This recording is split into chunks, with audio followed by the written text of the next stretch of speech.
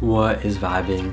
This is Vish, and today I'll be responding to Sadhguru's video on why are we here? Also, if you don't mind hitting that subscribe button, I'll be truly grateful.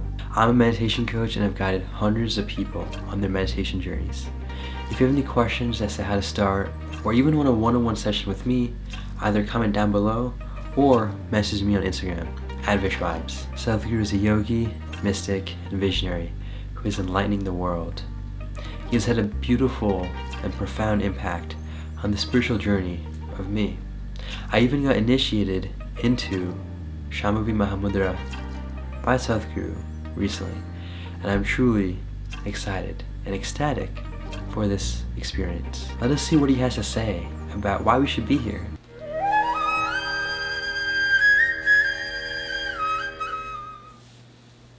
Only one question, Guruji. We the human beings, the earth, are by chance or by choice of God or any superpower? Why we are on this planet? By accident or by design or by superpower? I think even the planet is wondering why the hell these human beings came here.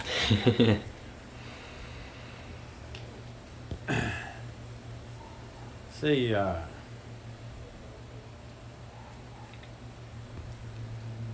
the solar system, the way it is, and so as the other universal systems, the galaxies, they're all happening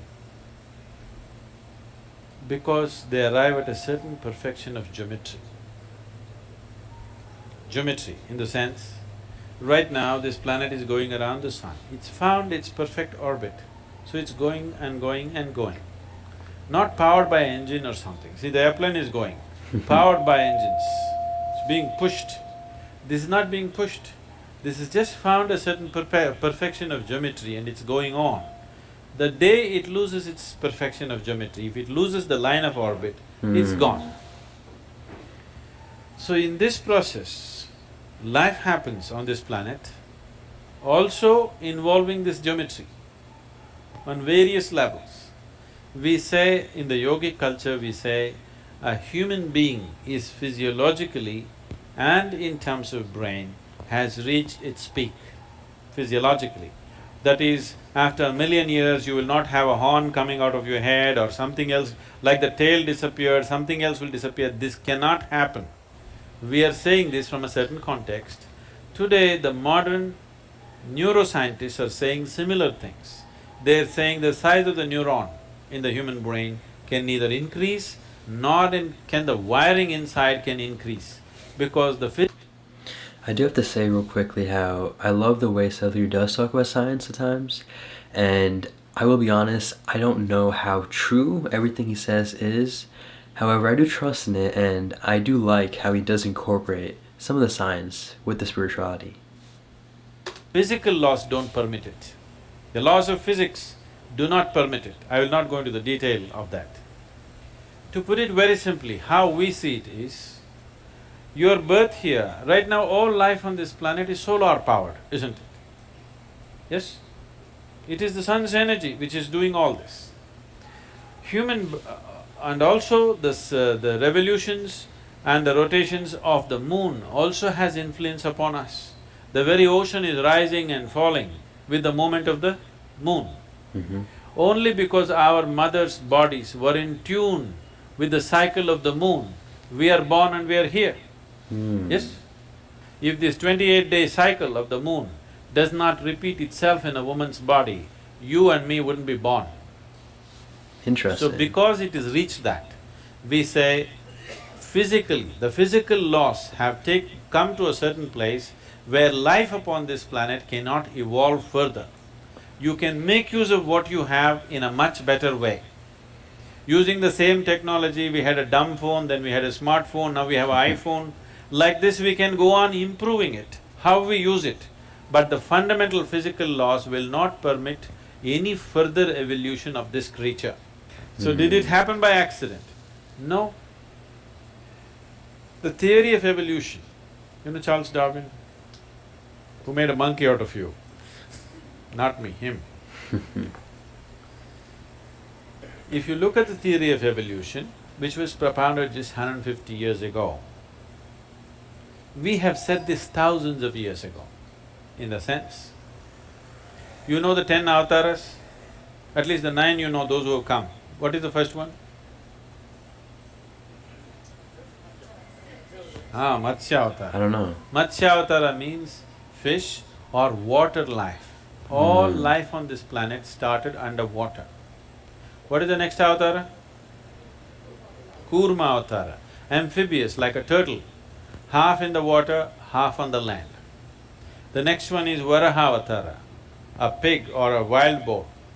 Among the mammals, one animal which is strongly rooted in its body is a wild boar. See, we live next to the forest, we see this. The tribal boys can kill a deer with a stick. If you hit it with a stick, it'll fall dead. The local dogs will hunt the deer, but a wild boar you try to kill him and see, it's not easy to kill him. You go smash him with a car, his spine is broken, still he will go, he will not stop. Because he's so physically rooted, his life is so physical. So the next form of life was Varahavatara. This simply means the creator is finding expression in first as fish, then as a turtle, then as a wild boar. Next one is Narasimha, half man, half animal. Next one is Vamana, a dwarfed man. Next one is a full-grown man but emotionally volatile man who is Parasurama. Next one is a peaceful man, which is Rama. Next is a loving man, which is a Krishna. Next is a meditative man, which is a Buddha. The next is supposed to be a mystical being yet to come. Okay? This is running very much in parallel lines with the Darwin's theory of evolution. Yes or no? Interesting. It's in the same sequence, exactly in the same sequence. Darwin propounded his theory only 150 years ago.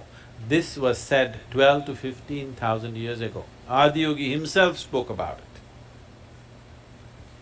So, if you observe life, you can clearly see from what is inanimate, basic life formed. From that, life evolved. We've always seen it that way. Always we saw life evolved. Constantly, we are in every temple you go, there is a snake, there are various symbolisms all around the place. Because even today in your brain, one part of your brain is a reptilian brain. You know, the core part of your brain is still a reptilian brain. I didn't know that. And it still functions, and we have different practices in yoga as to how to transcend this reptilian brain and allow the cerebral cortex to function. And today we have scientific evidence to show you. The University of California has done scientific studies on Shambhavi Mahamudra, the basic practice we teach usually. And they say if you practice Shambhavi Mahamudra for 3 months, the neuronal regeneration increases by 241%, a kind of percentage that's never been recorded in the history of… That is very interesting. And he did mention UC, like University of California. I don't know which one he's talking about because there's UC Berkeley, there's UCLA, UC Davis, and so on. Regardless, I'm sure I trust that information because I actually got initiated into Shambhavi about 2 days ago, and it has been a beautiful spiritual experience. And I'll be making another video on that. But regardless, I do like the scientific backing. Of any kind of research, okay? Just a simple practice for 21 minutes, 241% increase in your brain function and neuronal regeneration. This means as you grow old, you will become more intelligent. Usually young people think you're getting stupid. Yes, your brain is actually growing, you understand? It's getting better by the day. Now there is scientific evidence. We always knew this, but today a meter has to say it. If a man says it, it's not true. If a man says it, it's doubtful. But a meter has to say it. Now the meters are saying it. The meters are saying your brain is actually growing by doing a simple 21-minute practice. And you don't believe the meter. You just do the practice for 3 months and see, you will see how clear and how smart your mind is suddenly. Wow, that was a beautiful response to that question. It is interesting to note that Sadhguru didn't necessarily answer the question directly, and as usual, he never really does. And that is okay, because when we talk about things like consciousness and certain aspects of spirituality, these are things that can be talked about, but only experienced. It's so easy to give an answer to a question, but to experience an answer takes it to the next dimension. And that is why I really don't think he directly answered the question. However, there were a lot of neat things he talked about. It was really fascinating to see how he talked about how Darwin's theory of evolution lined up with the yogic theories and views as well. The fact that he says Adiyogi, who was the first yogi on the planet about 15,000 years ago, knew about this is just wow. Is it true? I don't know. And that's where I'll have to use his answer, because saying that it is true or saying that it isn't true without direct proof or experience is really the same thing. It's all about experiencing things, and at times when you don't experience it, just say I don't know.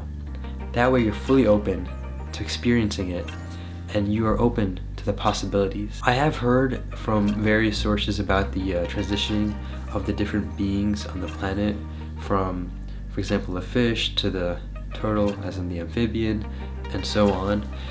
And it is very interesting because he says that now the next one is the mystical one, and that is someone we don't know who is going to be.